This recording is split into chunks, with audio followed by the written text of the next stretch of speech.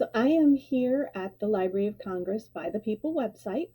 I'm signed in and I'm looking at the homepage for the Mary Church Terrell campaign.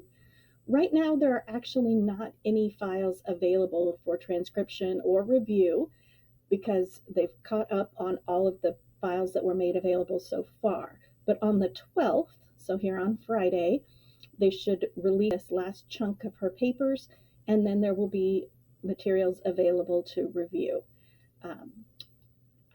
Right now, I'm seeing this dark bar go all the way across for completion.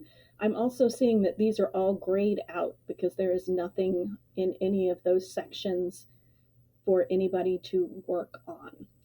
But just to show you what this looks like with a live campaign that has live files, we can switch up and go look at the Teddy Roosevelt papers.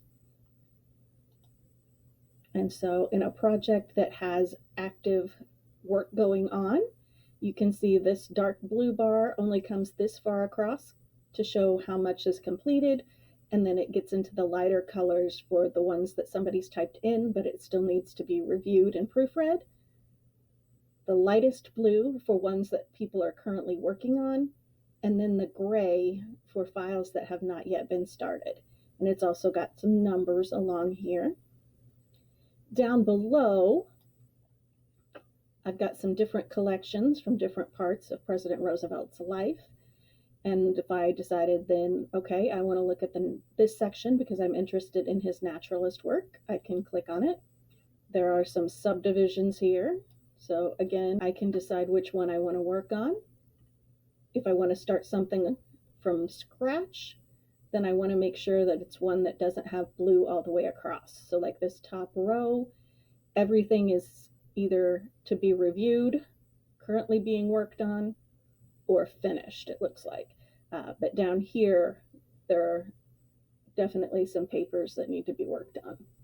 Oh, I take that back. That light gray is small. So this one, for example, would have some files still.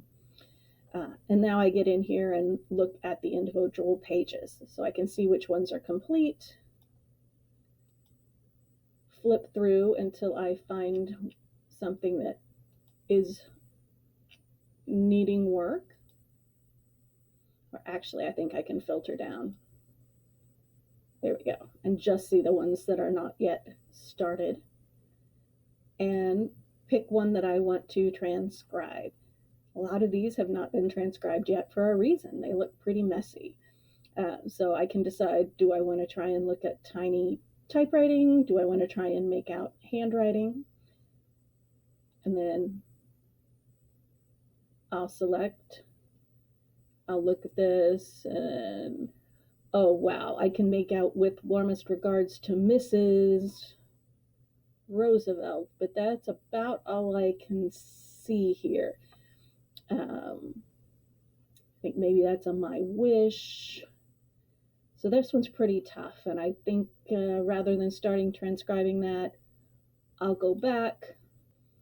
Okay, so these handwritten ones were a bit much. I was having a really hard time understanding what they said, so maybe I'll try this one with the typewriting instead.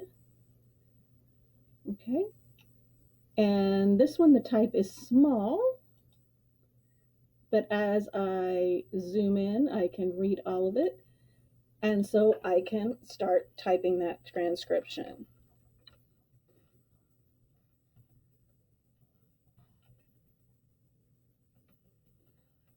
And I'm going to be as exact as I can.